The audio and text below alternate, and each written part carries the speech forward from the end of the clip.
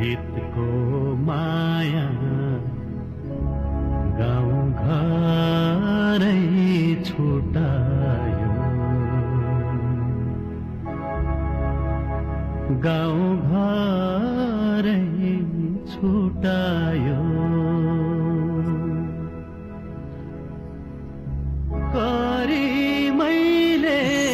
म चाहिँ आज नेपाल टु इन्डिया जाँदैछु अनि आएँ अब के भनौँ अब एक्साइटेड पनि छु हल्का कस्तो खिन्न महसुस पनि भइरहेको छ होइन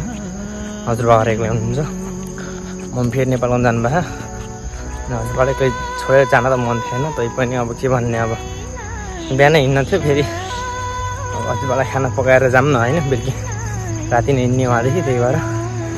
आएँ म